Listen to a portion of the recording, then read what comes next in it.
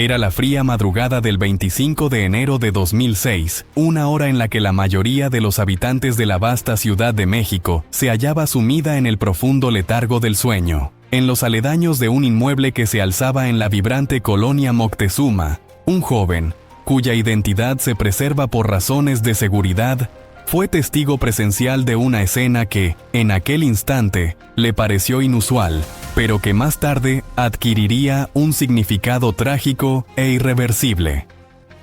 Observó a una mujer de complexión robusta, con una melena rubia que contrastaba con la oscuridad de la noche, cuya estatura, cercana al 1,70 m, le confería una presencia imponente y difícil de ignorar. Apresurarse a paso veloz por la acera.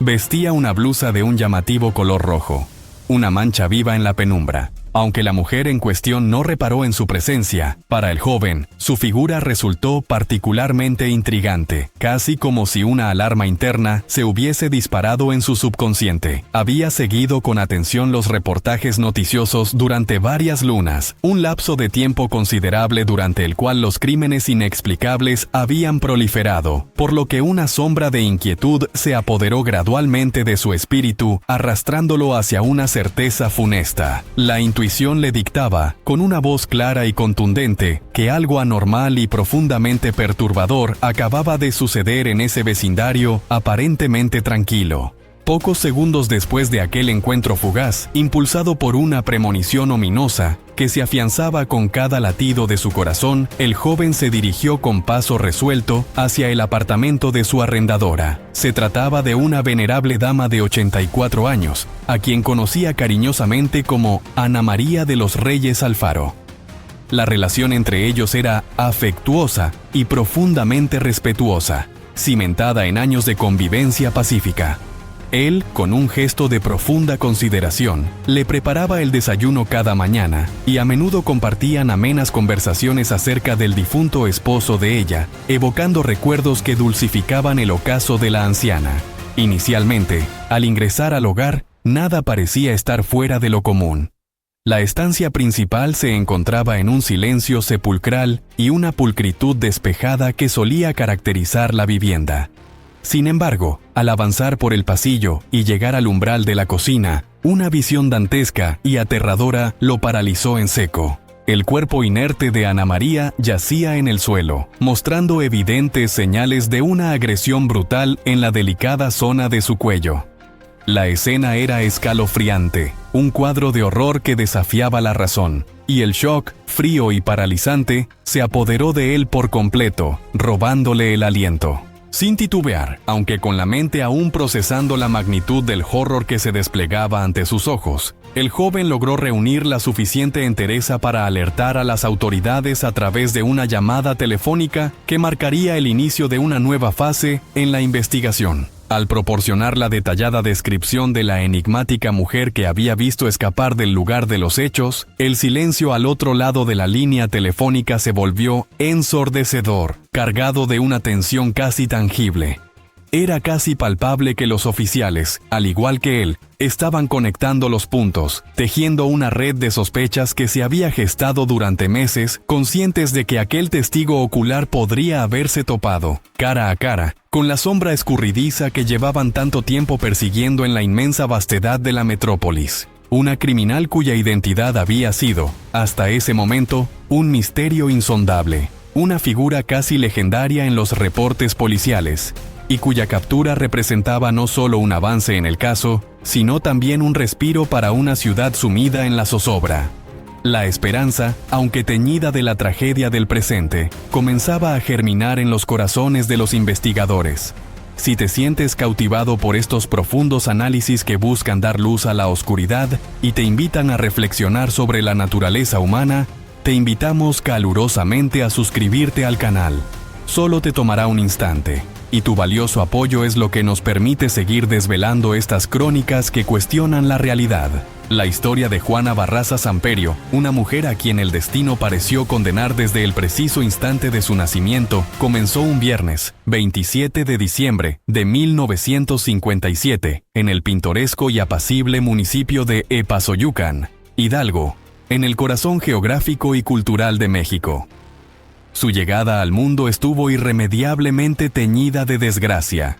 El mismo día de su alumbramiento, su progenitor, Trinidad Barraza Ávila, abandonó a Justa Samperio, su madre, y se marchó sin dejar rastro, llevándose consigo a un hermano de Juana, para luego forjar una vida completamente ajena, sin jamás volver a mirar atrás ni mostrar el menor arrepentimiento. Esta ausencia paterna inicial y traumática no fue un mero incidente, sino el preludio de una existencia que se revelaría, desde sus albores, plagada de adversidades incesantes y de desafíos que forjarían un carácter marcado por el sufrimiento.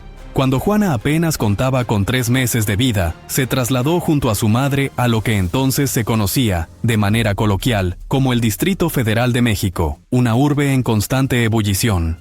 Su niñez se desarrolló en un ambiente de constante declive económico y social, donde la penuria era una constante opresiva, una situación que rozaba lo insostenible y definía, con cruda precisión, cada aspecto de su día a día. Justa, su madre, en un intento de reconstruir su vida, contrajo nuevas nupcias, y de esa unión matrimonial nacieron 2 hijos más, lo que lejos de aliviar las cargas, añadió una mayor presión y tensión a un hogar ya de por sí frágil y precario. Se dedicó entonces, casi por obligación, exclusivamente a las agotadoras labores domésticas, sumergida en el esfuerzo cotidiano por mantener a su numerosa familia a flote en un mar de carencias. Sin embargo, la verdadera tragedia, la herida que marcaría de manera indeleble el alma de Juana, no radicaba únicamente en la falta de recursos materiales, que ya era grave, sino en la devastadora y tóxica relación que mantenía con su progenitora. Justa era una mujer que consumía alcohol en cantidades excesivas y autodestructivas, una adicción que la transformaba, de manera radical, en un ser impredecible, volátil y extremadamente violento.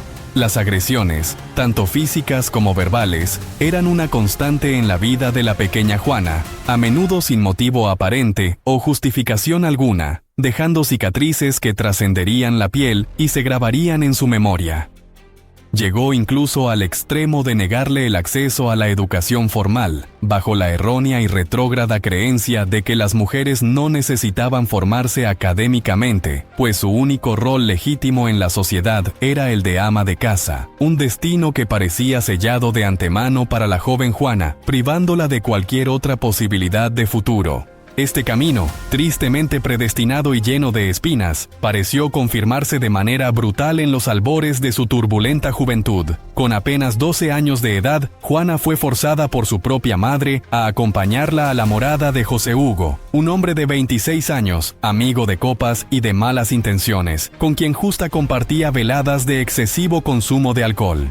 Tras varias copas vacías y la inevitable escasez de dinero para adquirir más licor, Justa, con una frialdad estremecedora, urdió un trato siniestro y depravado con José. A cambio de tan solo 3 cervezas, él podría disponer de su propia hija a su antojo, como si fuera una mercancía. El hombre, sin el menor escrúpulo o rastro de humanidad, aceptó la repulsiva oferta. Llevó a Juana a su dormitorio, un lugar que se convertiría en su particular infierno, donde la golpeó con crueldad y la ató de las muñecas antes de someterla a abusos innombrables que destrozarían su inocencia y su espíritu. Las secuelas de este evento traumático fueron profundas, desgarradoras y duraderas, marcándola para siempre. Poco tiempo después, Juana descubrió, con horror, que estaba embarazada, el fruto de aquella abominable agresión. En un intento inicial y desesperado por estabilizar su vida rota, se mudó con José, pero aquella convivencia, marcada por el horror, la discordia y el resentimiento, fue efímera e insoportable, un calvario que no pudo prolongarse. 3 meses después de dar a luz a su primer hijo, Juana halló un inesperado respiro cuando los hermanos de su padrastro, movidos por una compasión genuina, intervinieron en su calvario, rescatándola de aquella situación de miseria y violencia. La llevaron de regreso a su hogar de infancia, un lugar que, a pesar de todo, representaba una especie de refugio. Aunque su padrastro, en un acto de compasión que contrastaba con la crueldad de Justa, la protegió de los maltratos de su madre, la relación materno-filial, irreparablemente dañada por años de abuso y abandono, jamás mostró signos de mejora o reconciliación verdadera. El fallecimiento de Justa a causa de una cirrosis hepática, cuando Juana contaba apenas 18 años de edad, no representó una pérdida lamentable para la joven. Por el contrario, un sentimiento de liberación, aunque sombrío y teñido de amargura, la invadió, como si un pesado yugo se hubiera roto. A esas alturas, Juana se había transformado en un ser humano, cuya capacidad de sentir emociones, más allá del odio arraigado y un profundo resentimiento, parecía haberse evaporado, dejándola vacía. Poco después, en su deambular por la vida, conoció a un taxista, de quien, en un giro paradójico, se enamoró, o al menos creyó hacerlo, y con quien decidió marcharse de casa, buscando un nuevo comienzo, una oportunidad para escapar de su pasado. Si te apasionan los relatos que te mantienen al borde del asiento, desvelando los aspectos más recónditos y poco conocidos de la mente criminal, entonces este es indudablemente tu lugar. Para que no te pierdas ninguna de nuestras futuras entregas, repletas de intriga y verdad, te animamos a suscribirte al canal.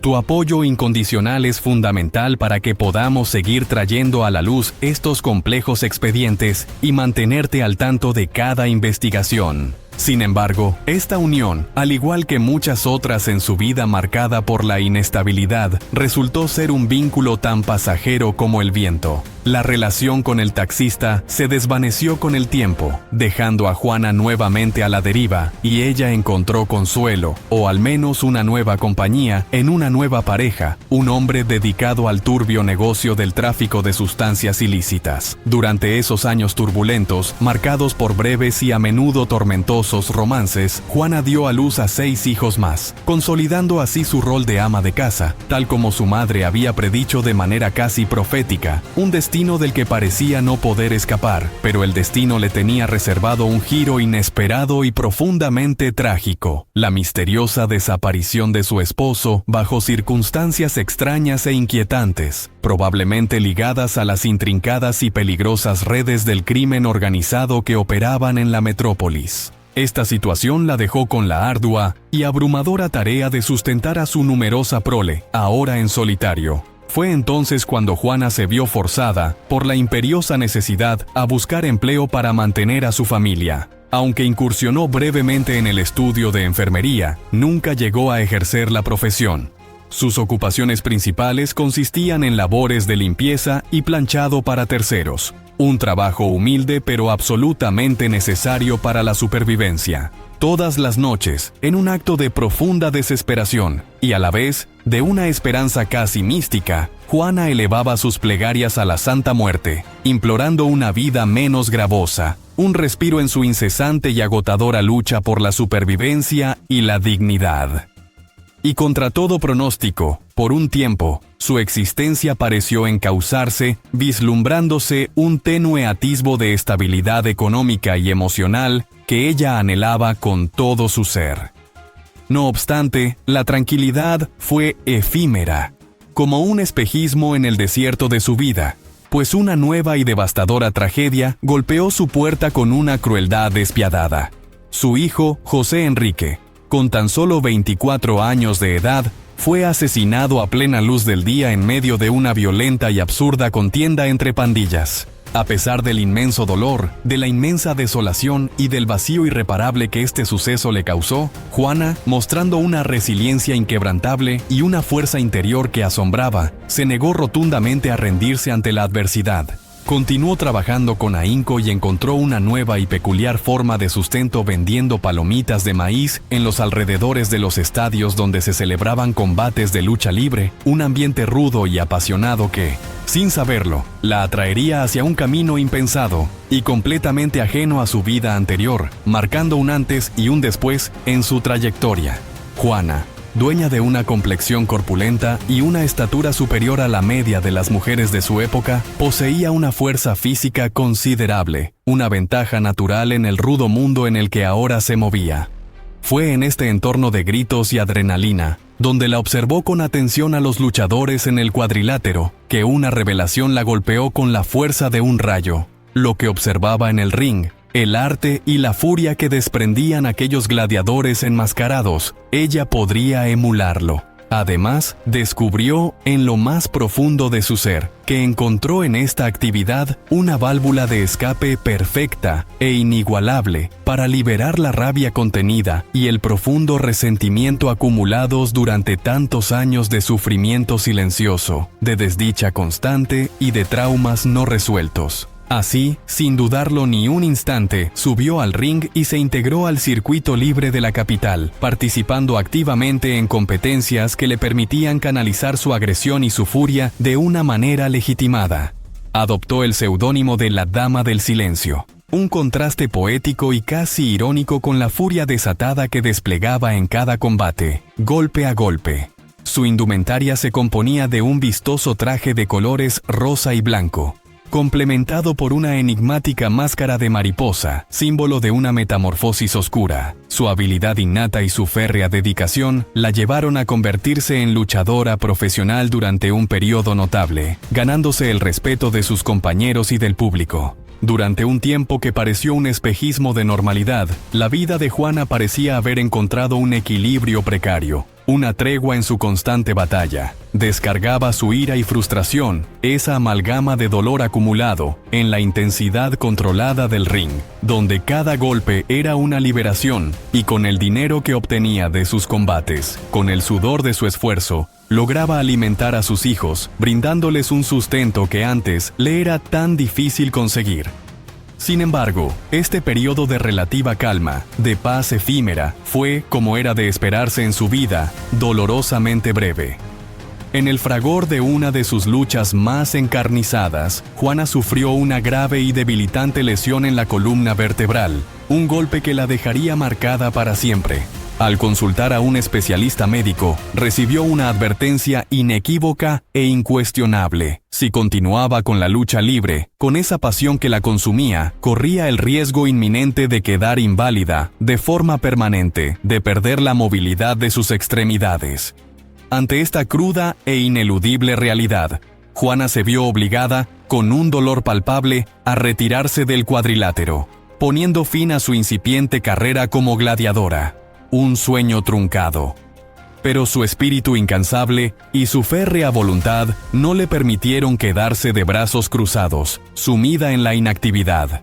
Rápidamente encontró una nueva ocupación en la dinámica industria de la lucha libre, esta vez desde otro ángulo, como promotora, organizando eventos y gestionando la publicidad de reconocidos luchadores, entre ellos figuras destacadas de la escena. No dejes pasar la oportunidad única de conocer historias que te dejarán, sin lugar a dudas, sin aliento, y que te harán ver el mundo y la compleja naturaleza humana desde una perspectiva completamente nueva y desafiante. Si deseas seguir explorando los misterios más intrigantes y las verdades ocultas, te invitamos calurosamente a suscribirte al canal.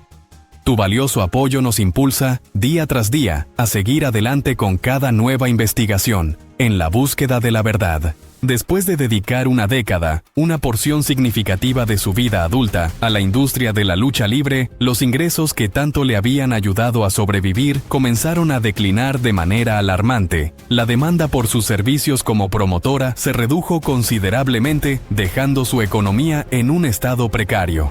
En consecuencia, Juana se vio forzada, una vez más, a regresar a su empleo anterior, la humilde y agotadora venta de palomitas de maíz, un trabajo que apenas le proporcionaba lo necesario para subsistir, para no caer en el abismo de la indigencia. Con 7 bocas que alimentar, 7 vidas que dependían exclusivamente de ella, y la creciente dificultad para llegar a fin de mes, la situación económica de Juana se tornó crítica, al borde del colapso. Este agobiante panorama económico, sumado a la crónica falta de un lugar donde desahogar su acumulada ira, esa furia sorda que la carcomía por dentro, y su profunda frustración ante las injusticias de la vida, la empujó irremediablemente hacia el abismo de la delincuencia, un camino sin retorno. Hacia el año 1995, Juana inició un patrón sistemático de robos, tanto en la vía pública como en domicilios particulares. Su modus operandi era singular y astuto. Siempre intimidaba a sus víctimas con lo que parecía ser un arma de juguete, un simulacro que, paradójicamente, generaba un miedo real. El terror que inspiraba, a pesar de las dudas racionales sobre la autenticidad del objeto, era suficiente para que le entregaran sus pertenencias de valor, sin oponer resistencia. Estos actos criminales, si bien paliaban la urgente necesidad de dinero en su hogar, no lograban saciar la profunda e incesante ira que burbujeaba, como un volcán a punto de erupción, en su interior. Era un fuego inextinguible, alimentado por años de trauma y resentimiento, que buscaba una vía de escape más contundente, una expresión más violenta y definitiva. Un día, mientras observaba un programa televisivo con una atención particular, Juana escuchó a una política hablar sobre un flamante programa social implementado por el gobierno de la Ciudad de México. Dicha iniciativa prometía ofrecer beneficios económicos y asistencia médica vital a la población de la tercera edad, un colectivo que, por su vulnerabilidad inherente, a menudo se encontraba en situación de abandono y desprotección. En esta oportunidad, Juana visualizó, con una lucidez escalofriante, una vasta puerta abriéndose ante ella, una nueva y perversa estrategia para alcanzar sus oscuros fines, una fachada de benevolencia para ocultar sus intenciones. Una vez más, se disfrazó, pero esta vez no con el llamativo atuendo de la dama del silencio que solía usar en el ring, sino con el hábito de una modesta enfermera o trabajadora social, buscando inspirar confianza y pasar desapercibida entre sus futuras víctimas camuflándose en la empatía. El 25 de noviembre de 2002, tocó con un golpe seco y premeditado la puerta de una vivienda donde, según sus minuciosas investigaciones previas, residía una señora de edad avanzada. Se trataba de María de la Luz González Anaya, una mujer de 64 años que vivía en la soledad de su hogar, la víctima perfecta para sus macabros propósitos, una presa fácil e indefensa. Juana se presentó con una sonrisa forzada como parte del supuesto programa gubernamental, ofreciendo su ayuda para agilizar los trámites necesarios y así asegurar la asistencia médica y económica que la anciana supuestamente requería, tejiendo una red de engaño. María, con una ingenuidad total y una confianza ciega en la bondad ajena, creyó ciegamente en sus palabras y la invitó a pasar a su hogar sin la menor sospecha de que estaba abriendo la puerta, no a una benefactora, sino a su fatídico y último destino. Una vez dentro del apartamento, Juana, sin la menor vacilación, reveló su verdadera y sangrienta naturaleza. Golpeó y estranguló a María hasta arrebatarle la vida con una frialdad estremecedora.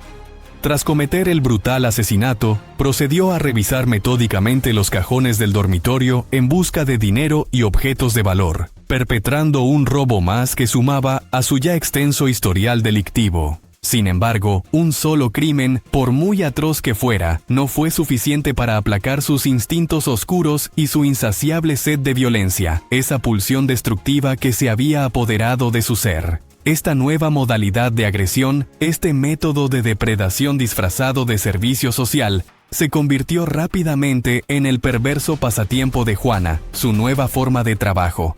Ya no se presentaba en los cuadriláteros de lucha, donde descargaba su furia de manera legitimada, sino en los humildes y acogedores hogares de ancianas, todas ellas compartiendo un perfil similar, mujeres solitarias, con edades comprendidas entre los 60 y los 90 años, olvidadas por la sociedad, y por ello, más vulnerables. Juana se acercaba a sus viviendas ataviada con un estetoscopio colgando de su cuello y una credencial falsa, informándoles con diligencia y aparente amabilidad sobre el programa social para personas mayores, haciéndolas sentir que su bienestar era de suma importancia para ella y para el gobierno. Las ancianas, con total confianza y sin la menor señal de alerta, le abrían la puerta sin el menor titubeo. Nunca fue necesario forzar cerraduras o emplear la violencia para ingresar a sus dominios. Una vez en el interior, la fachada de compasión se desmoronaba como un castillo de naipes.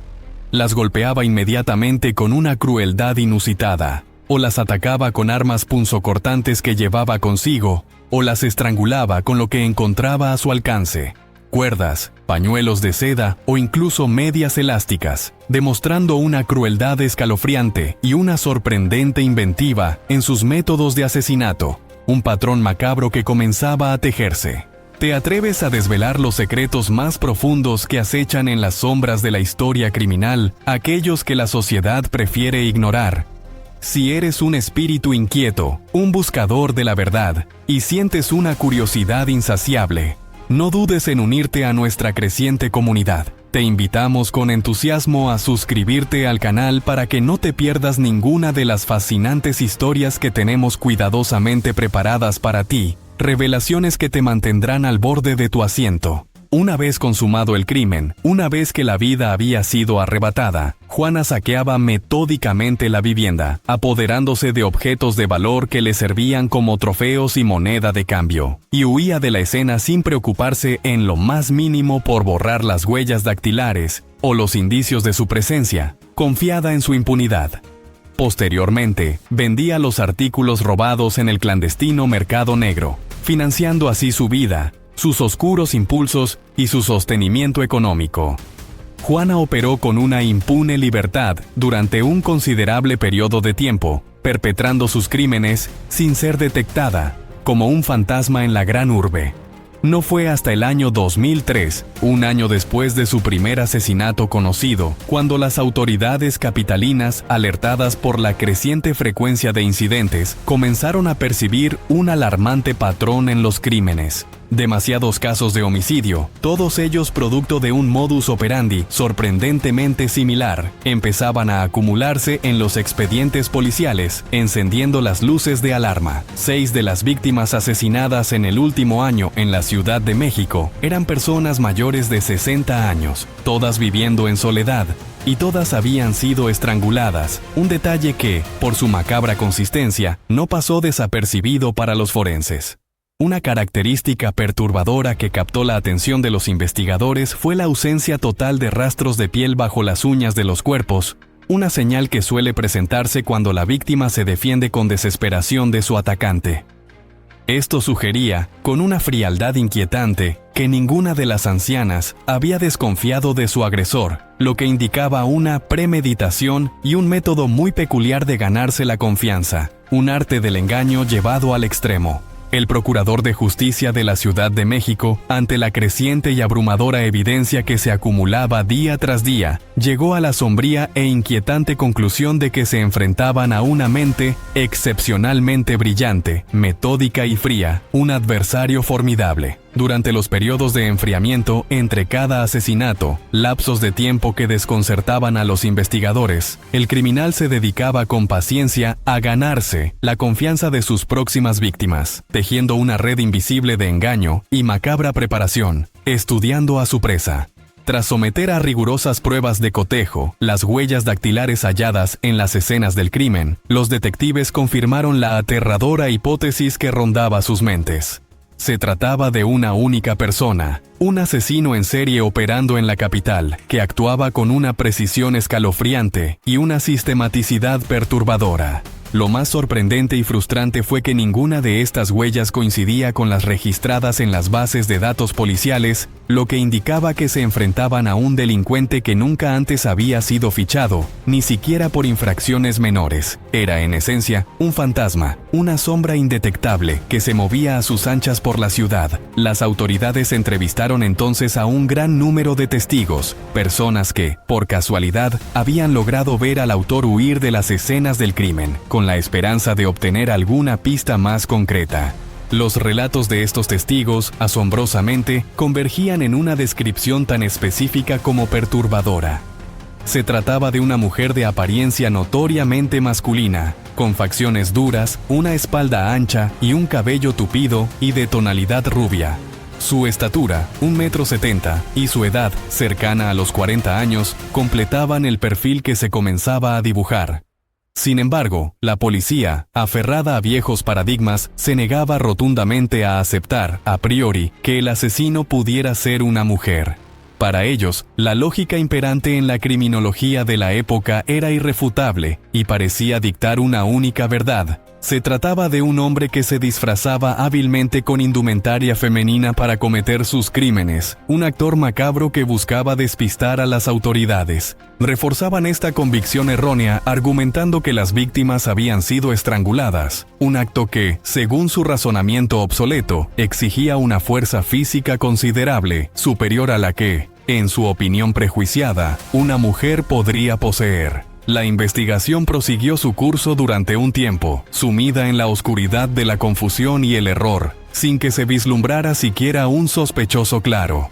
En un intento desesperado por apaciguar a la opinión pública, que comenzaba a inquietarse, y para evitar el pánico generalizado, las autoridades trataron de ocultar la incómoda y alarmante verdad de que un asesino en serie andaba suelto por la ciudad, sembrando el terror entre los más vulnerables. Si te cautivan los enigmas más profundos y complejos y quieres ser el primero en descubrir las próximas entregas de nuestros casos más impactantes y mejor documentados, no esperes ni un minuto más. Te invitamos calurosamente a suscribirte al canal, a unirte a esta creciente comunidad de mentes curiosas y a ser parte activa de cada nueva revelación que traemos a la luz. No obstante, esta estrategia de ocultamiento, esta verdad velada que intentaban mantener bajo control, se desplomó estrepitosamente en marzo de 2004, cuando el cuerpo sin vida de María del Socorro Martínez Pajares fue descubierto en el interior de su domicilio, ubicado en la apacible, hasta entonces, Colonia Santa María la Ribera, con una media enrollada brutalmente alrededor de su cuello.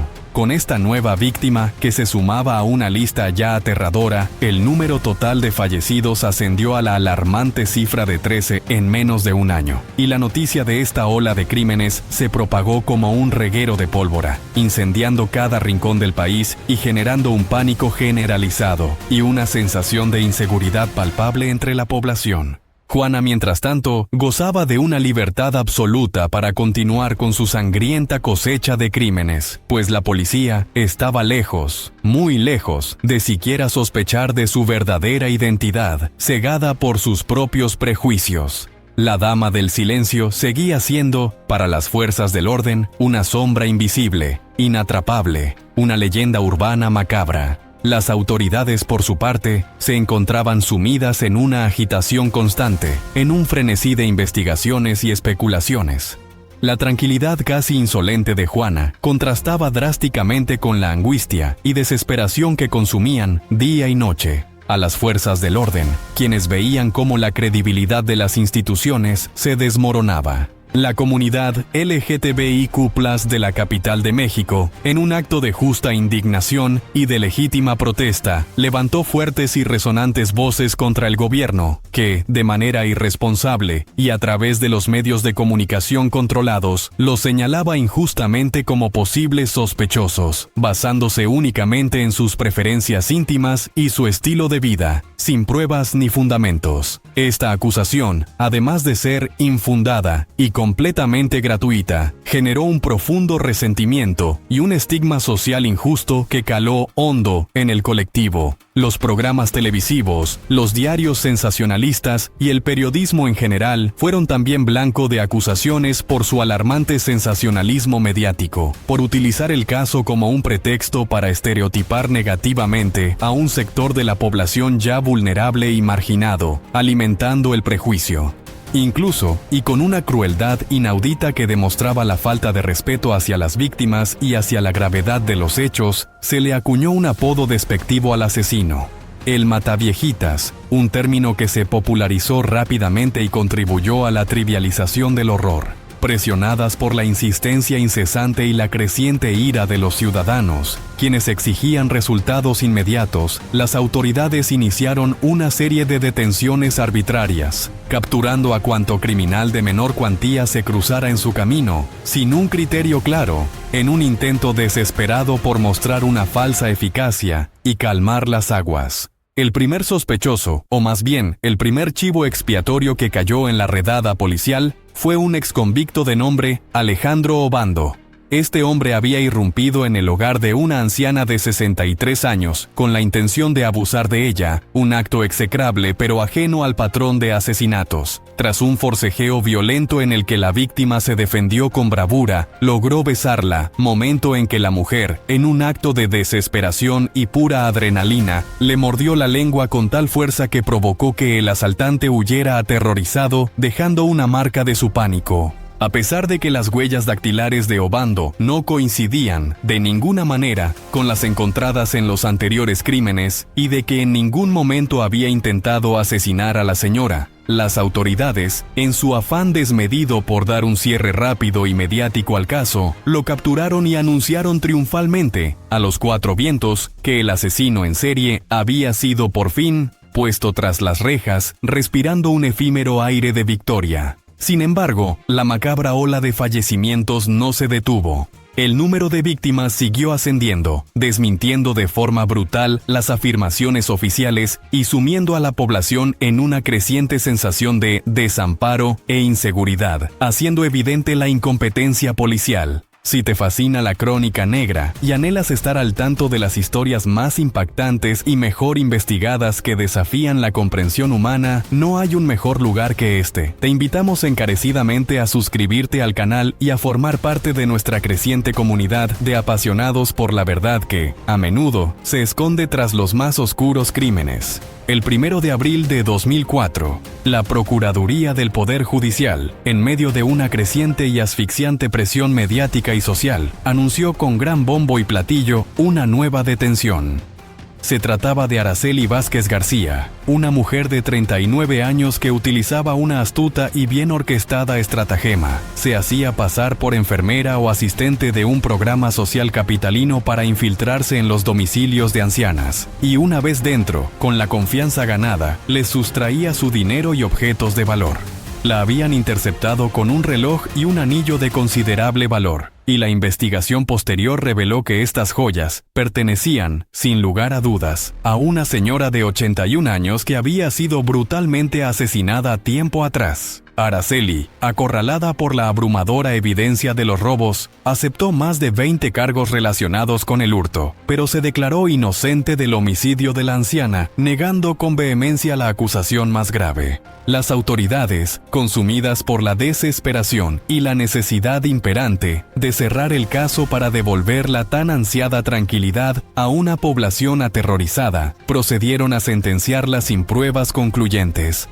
Sin pruebas contundentes que la ligaran directamente al asesinato, fue condenada a 17 años y 7 meses de prisión, una pena que generó muchas dudas. Una vez más, los titulares de prensa, con una velocidad y un entusiasmo desmedidos, proclamaron a viva voz que el gobierno había logrado capturar a la verdadera culpable, respirando un efímero aire de alivio que pronto se disiparía. Pero, como ya era de esperarse en esta serie de eventos frustrantes, la aparición de nuevos fallecidos no tardó en desmentir esta falsa narrativa, rompiendo la burbuja de la supuesta tranquilidad. Una mujer mayor, identificada como María del Carmen Cardona, fue encontrada sin vida en su propio domicilio, brutalmente estrangulada con el cable de su televisor, un acto de crueldad extrema. Este trágico suceso llevó a la automática e innegable liberación de Araceli, exponiendo de manera cruda, vergonzosa e irrefutable la ineptitud, la falta de dirección y el flagrante error de la fuerza policial, quienes parecían dar palos de ciego. No obstante, las detenciones, aunque infructuosas y carentes de fundamento real, no cesaron. En septiembre de ese mismo año, los agentes procedieron a arrestar a Jorge Mario Tabla Silva, un hombre de 54 años. No existía ninguna prueba sólida en su contra, salvo el hecho de que era alcohólico, consumidor de sustancias ilícitas y que mantenía preferencias íntimas que divergían de las convenciones sociales de la época, lo que lo convertía en un blanco fácil de prejuicios. Los medios de comunicación, con una velocidad alarmante y un sensacionalismo irresponsable, lo catalogaron rápidamente como un individuo con ideas delirantes, aquejado de depresión y con tendencias suicidas.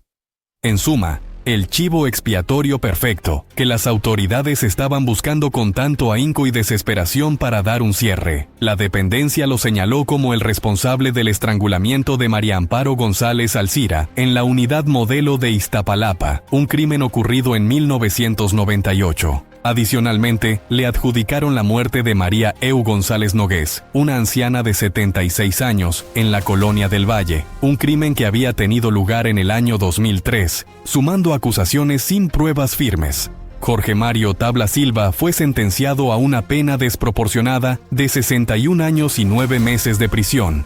una condena sin fundamento real que reflejaba la desesperación institucional. Las autoridades, aparentemente satisfechas con el encarcelamiento de un hombre que, según sus estereotipos y prejuicios, encajaba en el perfil buscado, bajaron la guardia, creyendo erróneamente haber resuelto el enigmático caso que mantenía en vilo a la capital, sin saber que el verdadero depredador seguía al acecho. Explora con nosotros las crónicas que desafían la razón, que se adentran en los confines más oscuros del alma humana y que desvelan, sin censura, la oscuridad que a veces nos rodea. Si estos relatos te atrapan y te invitan a profundizar, a reflexionar sobre la condición humana, te extendemos una cordial y sincera invitación a suscribirte al canal para que sigamos creciendo juntos en esta incesante búsqueda de la verdad, sin importar cuán dolorosa sea. Sin embargo, apenas un mes después de la apresurada y cuestionable detención de Tabla Silva, la cruda realidad se manifestó de nuevo con un nuevo y terrible asesinato, un golpe brutal a la credibilidad de las autoridades.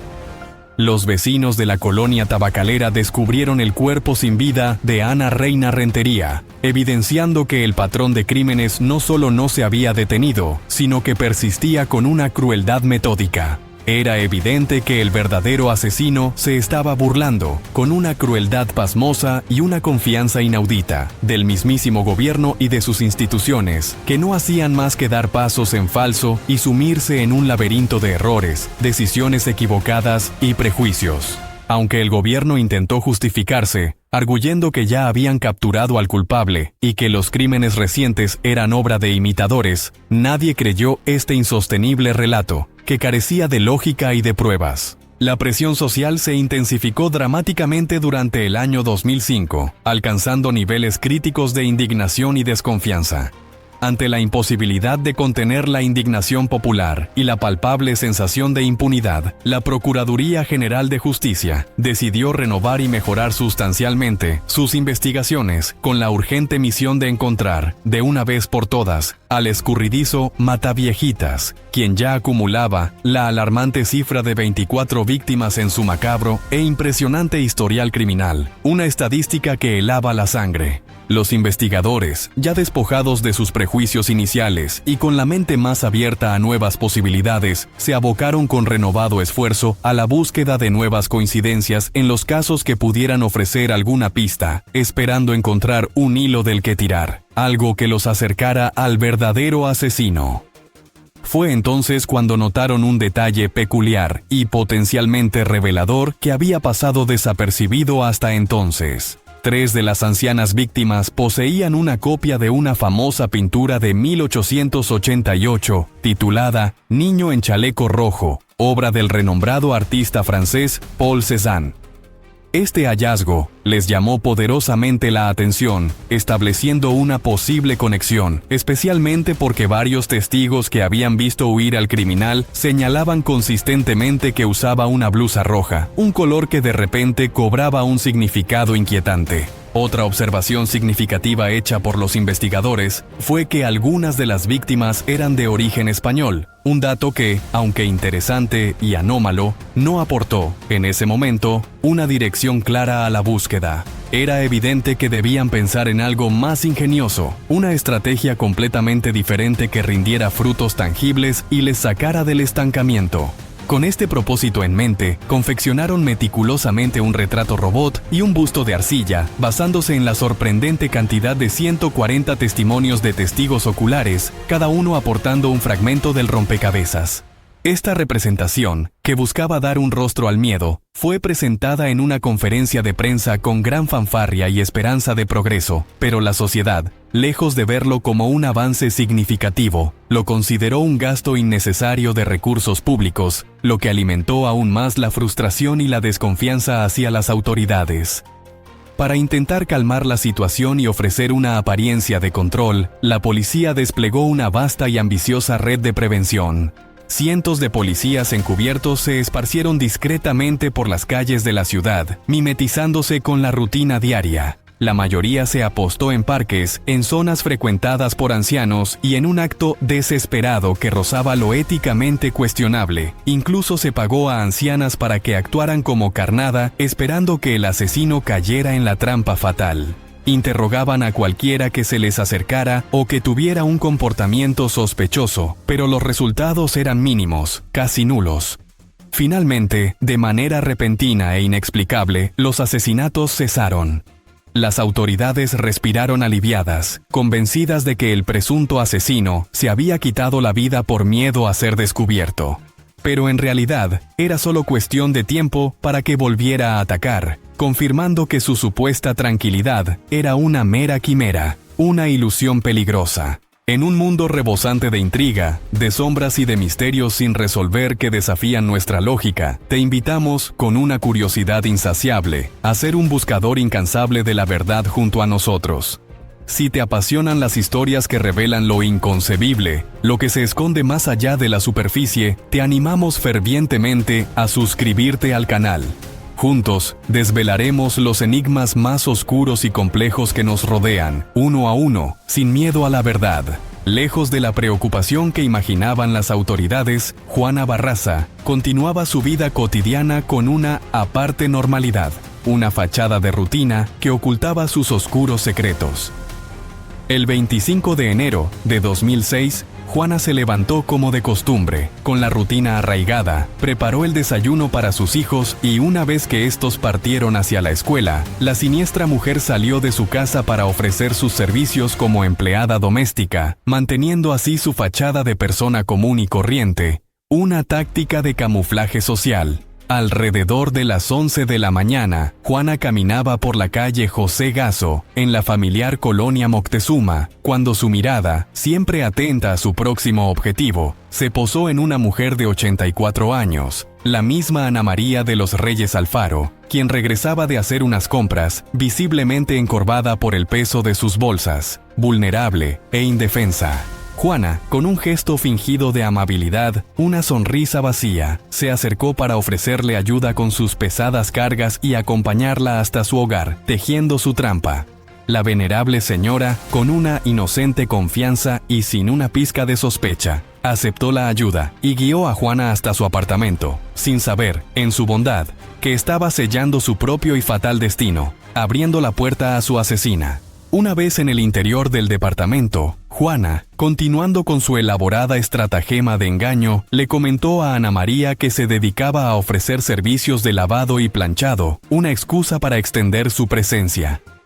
Ana María, entonces, le ofreció 22 pesos por docena de ropa, una cantidad que Juana consideró ínfima, una ofensa a su trabajo.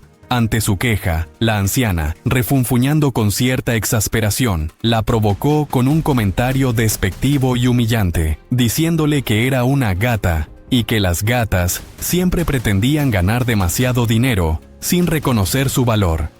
Lejos de mostrarse ofendida, una sonrisa fría y perturbadora se dibujó en el rostro de Juana, una expresión de calma que presagiaba la tormenta.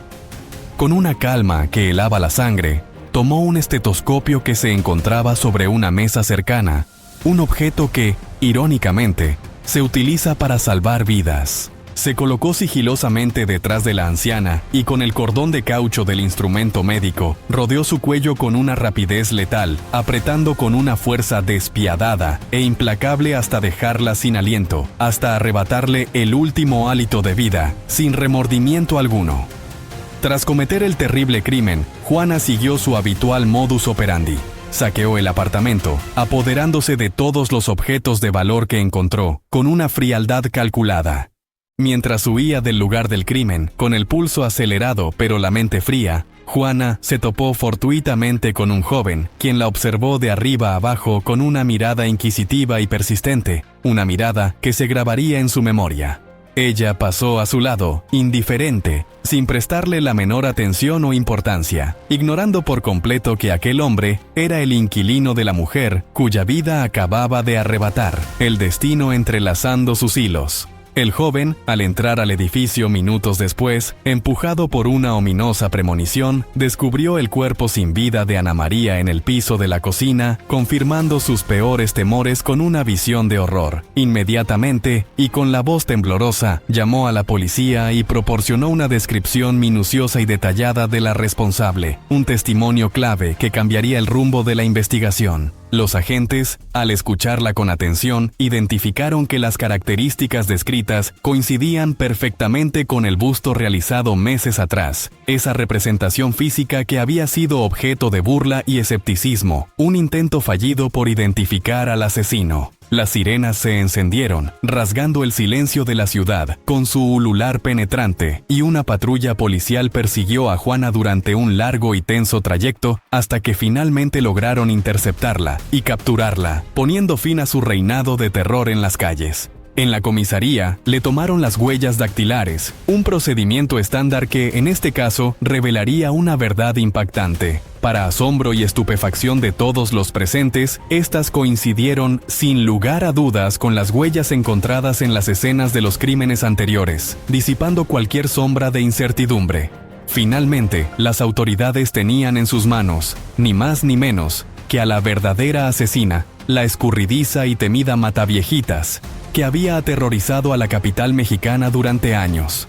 Juana confesó haber asesinado a Ana María y a otras 3 mujeres, un reconocimiento parcial de su culpabilidad, pero se negó rotundamente a admitir su implicación en el resto de los casos, manteniendo una postura desafiante. Sin embargo, la evidencia era abrumadora y la rodeaba sin escapatoria. El hecho de que portara un estetoscopio, planillas de solicitud de pensión para ancianos y una tarjeta falsa que la identificaba como trabajadora social dejaba su modus operandi completamente expuesto, desvelando su perverso método de engaño y su premeditación.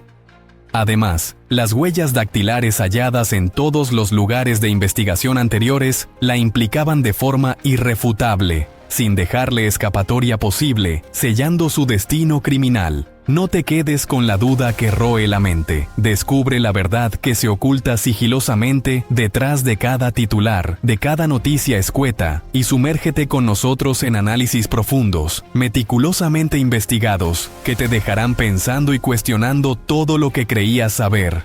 Suscribirte al canal es tu pasaporte directo a un universo de conocimiento, intriga y misterio que te desafiará. Los medios de comunicación, con una velocidad vertiginosa y una avidez insaciable, hicieron circular la noticia de la captura de Juana.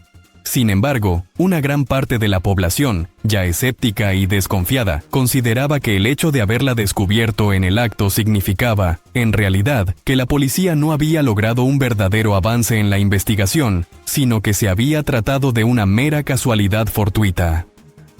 Una porción significativa de la sociedad incluso puso en duda que realmente se hubiese detenido a la verdadera asesina en serie, lo que reflejaba la profunda desconfianza en las autoridades y la creencia de que aún había más sombras en el caso. Juana fue expuesta públicamente en varios programas televisivos, paseada ante las cámaras para mostrar su inquietante similitud con el busto de arcilla que había sido confeccionado meses antes, una macabra demostración, aunque tardía, de la eficacia de la ciencia forense. Simultáneamente, se inició el riguroso proceso penal en su contra. Había llegado el momento de que Barraza dejara de ser un problema inaprehensible y un fantasma para convertirse en una figura histórica de la criminalidad mexicana, un caso de estudio crucial para el futuro de la criminología. El 30 de mayo de 2008, Juana declaró ante el juzgado que su principal y única motivación para cometer los crímenes había sido la desesperada necesidad económica, una explicación que buscaba justificar sus actos. Pero, bajo la persistente y metódica presión de los agentes investigadores y los interrogatorios intensivos, la detenida finalmente admitió la verdadera y perturbadora razón que se ocultaba detrás de sus asesinatos, una confesión que heló la sangre a muchos. Confesó que sentía un odio profundo, visceral e implacable hacia las señoras mayores, pues le recordaban constantemente a su madre, Justa, quien la había maltratado cruelmente durante toda su infancia, dejándola con cicatrices imborrables. Relató, con un escalofriante desapego y una voz monótona, cómo, siendo apenas una niña, Justa la había golpeado, maldecido y, en el acto más repugnante de traición materna imaginable, la había regalado a un hombre para que abusara de ella, una herida que nunca sanaría. Sorprendentemente, no mostró ningún remordimiento visible por los crímenes cometidos, ni un ápice de arrepentimiento, pero sí expresó que no merecía el perdón de Dios ni de nadie. Una declaración que revelaba una psique compleja, dañada y contradictoria.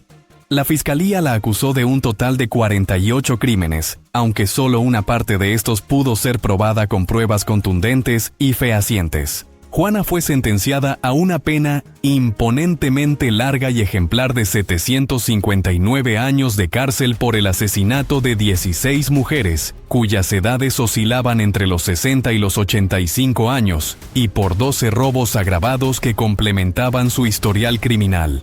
Aunque la legislación mexicana contempla la posibilidad de aplicar la libertad condicional a los 50 años de prisión, a Juana le fue revocado este derecho, así como el de reducción de condena y la opción de pagar una fianza, debido a la magnitud y crueldad de sus crímenes. Por lo tanto, pasaría el resto de su vida encarcelada, un destino sellado. El funcionario de la Procuraduría General de Justicia del Distrito Federal añadió que Juana debería reparar el daño causado con el pago de más de 30,000 pesos a las familias de las víctimas, ascendiendo el monto total a la considerable suma de 100,400 pesos, una cifra que buscaba compensar, al menos monetariamente, el dolor infligido.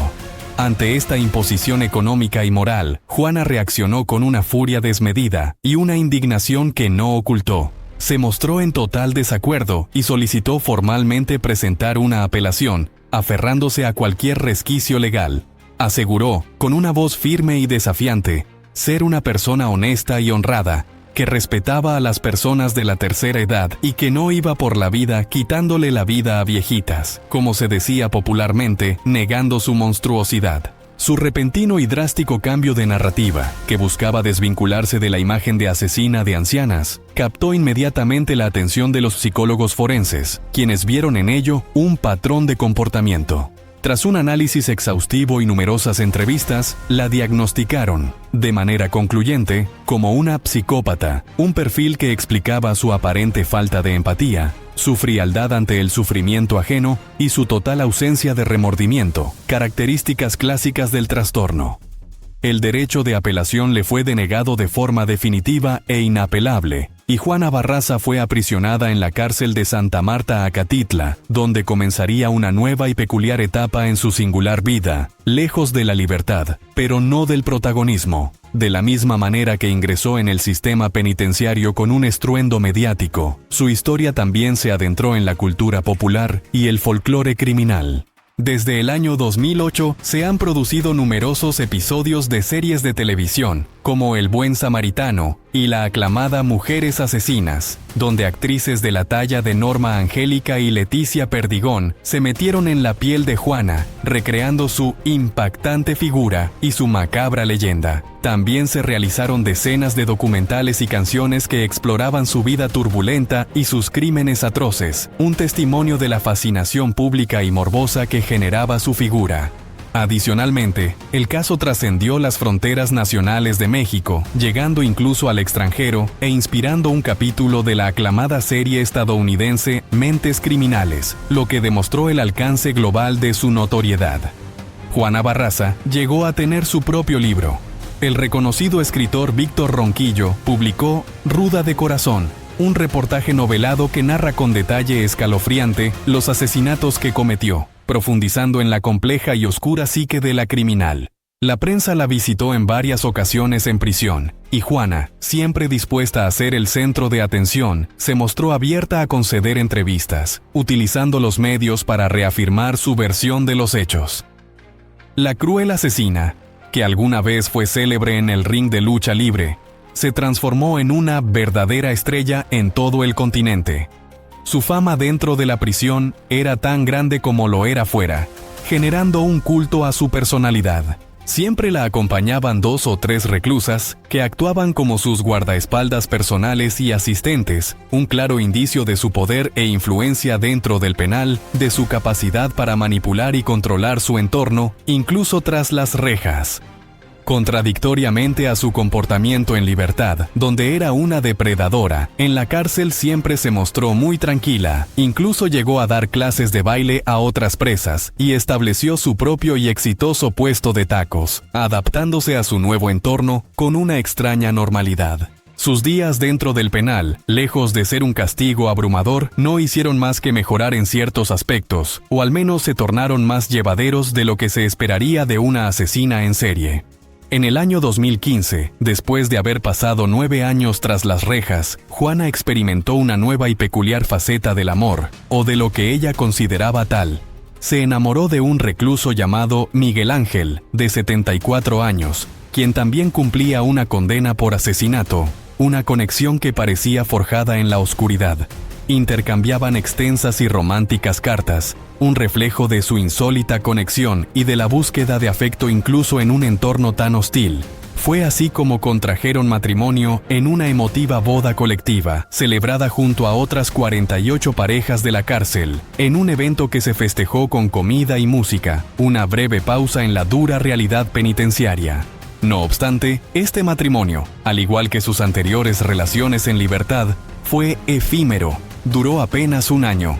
Al comenzar a verse en las visitas conyugales, Juana se aburrió rápidamente del hombre, revelando su inconstancia emocional, y solicitó el divorcio, poniendo fin a otra etapa de su enigmática vida.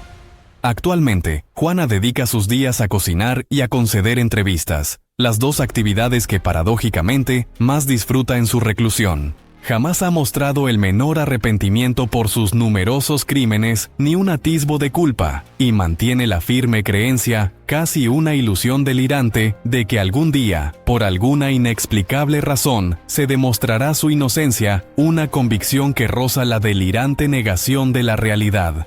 Asegura dormir tranquila por las noches y sentirse contenta con su vida, a pesar de la cruda y persistente realidad de su encarcelamiento, un testimonio de su psicopatía. Aunque el gobierno de México dio por cerrada la investigación con la detención de la Mataviejitas, debido a algunos indicios y patrones sin resolver, se cree que Juana Barraza no era la única operando en ese entonces, dejando abierta la inquietante posibilidad de que otros depredadores aún acechen en las sombras sin ser detectados.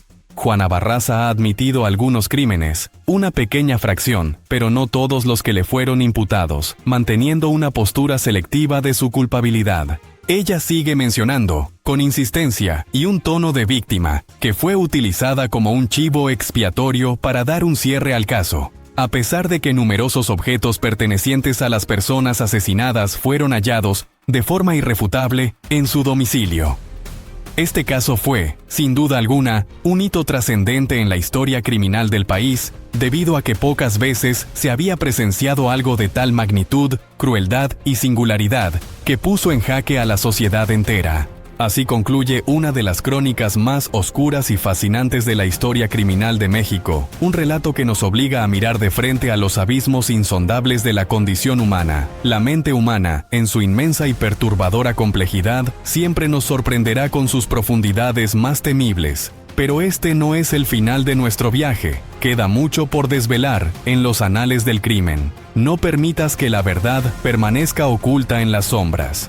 Únete a nuestra comunidad exclusiva y suscríbete al canal para seguir explorando juntos los enigmas más inquietantes que desafían la razón y la justicia. Hasta la próxima inmersión en la sombra, donde la verdad aguarda.